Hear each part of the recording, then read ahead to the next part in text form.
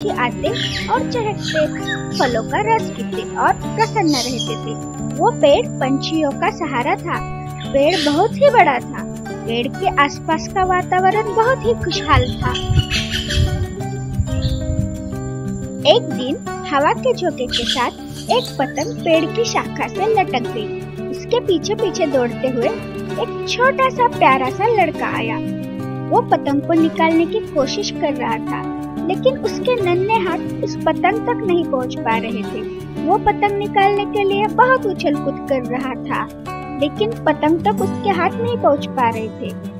ओहो, ये पतंग मेरे हाथ में क्यों नहीं आ रही? वो निराश होकर नीचे देख रहा था। तभी पेड़ उसकी सारी हरकतें देखकर मन ही मन सोचता है, क्यों न मैं इस बच्चे की थोड़ी सी मदद कर दूं? ये पतंग नीचे कैसे आ गई?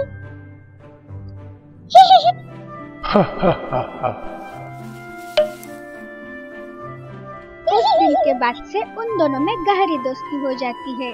उस दिन के बाद लड़का हर रोज स्कूल छूटते ही पेड़ से खेलने आता था और सुबह से शाम पेड़ के साथ खेलता था, बातें करता था, मीठे रसीले आमों का मजा लेता था। पेड़ की शाखाओं पर इधर से उधर झूलता रहता था। पंछियों की आवाजें सुनकर खुश हो जाता। उसे देखकर पेड़ को बहुत खुशी होती और बच्चा भी उसके साथ मस्त रहता, खेलता, कूदता, मजे करता। ऐसा बहुत दिन चलता रहा। ऐसे ही कुछ साल बीत गए। लड़के ने पेड़ के पास आना बंद कर दिया, लेकिन पेड़ उसकी रोज राह देखता था। इस बात से पेड़ बहुत उदास हो गया। एक दिन अचानक लड़का पेड़ के पास आ गया। अब लड़का थोड़ा बड़ा हो गया था, लेकिन पेड़ ने उसे तुरंत पहचान लिया और उसे अपनी तरफ आते देख बहुत खुश हो गया। अरे वाह, देखो तो कौन आया, मेरा दोस्त आ गया।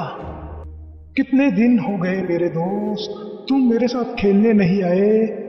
आओ मेरे साथ खेलो, मेरी शाखाओं पर झूलो, मेरे साथ बातें करो, बहुत मजा आएगा। अब मैं तुम्हारे साथ नहीं खेलना चाहता। अब मैं बड़ा हो गया हूँ। मुझे खिलौने चाहिए। मुझे खिलौने के साथ खेलना है। उसके लिए मुझे पैसों की आवश्यकता है। मेरे पास पैसे नहीं है। मैं क्या करूँ, कुछ समझ नहीं आ रहा है। मैं तुम्हें पैसे तो नहीं दे सकता मेरे दोस्त, लेकिन एक रास्ता है।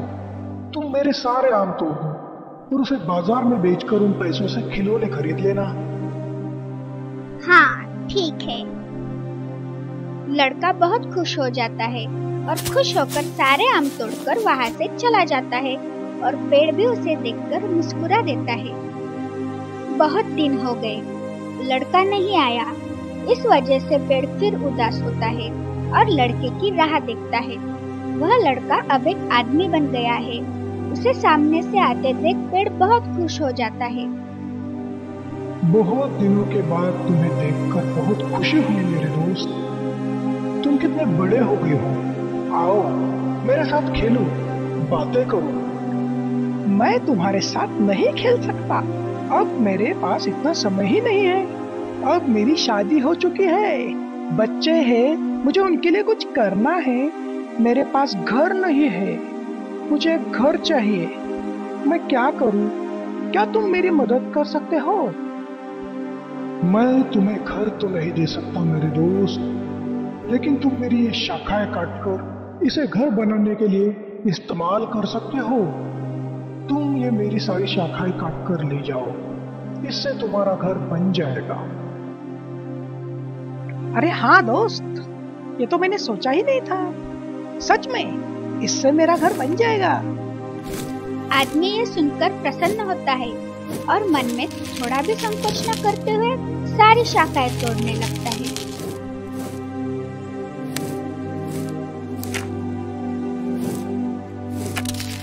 उसे खुश देखकर पेड़ भी खुश हो जाता है। पेड़ का चेहरा थोड़ा उदास, लेकिन मुंह पे मुस्कान होती है। अब पेड़ की शाखाएं नहीं है, सिर्फ तना है। बहुत दिनों के बाद पेड़ फिर उदास होकर अपने दोस्त की राह देखता रहता है। कई बरस बीत जाते हैं, फिर भी पेड़ अपने दोस्त से मिलने की उम्मीद लगाए बैठा है कि वो आएगा और उससे बातें करेगा और अपने जीवन के अनुभव बताएगा। गर्मी के दिन होते हैं। वह आदमी फिर से पेड़ के पास आता है। वो अब 50 का बूढ़ा है। वह पेड़ के पास आता है। पेड़ उसे देखकर बहुत खुश हो जाता है। इतने दिनों बाद तुम्हें देखकर बहुत खुशी हुई मेरे दोस्त। आओ मेरे साथ खेलो, बातें करो। तुम्हारा परिवार कैसा है? सब ठीक है ना? मुझे तुम्हारे परिवार के बारे में बताओ।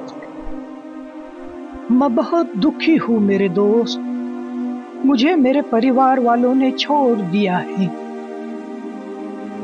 इसीलिए मैं देश विदेश घूमना चाहता हूँ, लेकिन मेरे पास पैसे नहीं है। मैं क्या करूँ? क्या तुम मेरी कुछ मदद कर सकते हो? काश मैं तुम्हें पैसे दे पाता मेरे दोस्त, लेकिन मेरे पास सिर्फ ये तना है। तुम मेरा ये तना काटकर उसकी नाव बना सकते हो और उस नाव में बैठकर देश विदेश की जल यात्रा नदी से पार कर सकते हो और जीवन में सुखी रह सकते हो। ठीक है दोस्त। पेड़ की बातें सुनकर आदमी मुस्कुराता है और तना काटकर एक नाव बनाता है और नाव में बैठकर जल यात्रा के लिए निकल जाता है और उसे देखकर पेड़ प्रसन्न हो जाता है।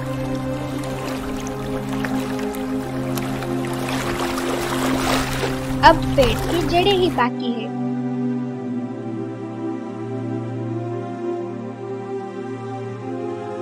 और वो आदमी अब बहुत बूढ़ा हो जाता है और धीमी गति से पेड़ की तरफ आता है और पेड़ उसकी तरफ देखकर उदास होकर बोलता है, माफ करना मेरे दोस्त, अब मेरे पास तुम्हें देने के लिए कुछ भी नहीं है। हाँ, कोई बात नहीं दोस्त।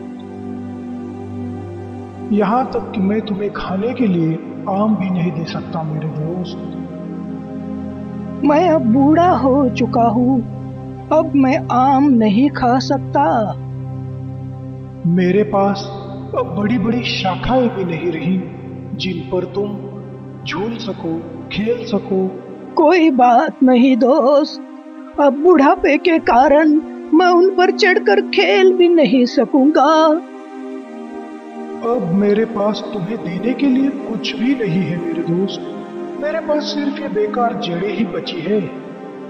अब मुझे इन सब की जरूरत नहीं है। अब मैं बहुत थक गया हूँ, बस थोड़ा सा आराम करना चाहता हूँ। आराम करने के लिए पुराने पेड़ की जड़ें तो बहुत ही अच्छा स्थान है। तुम यहाँ पर बैठकर आराम कर सकते हो मेरे दोस्त।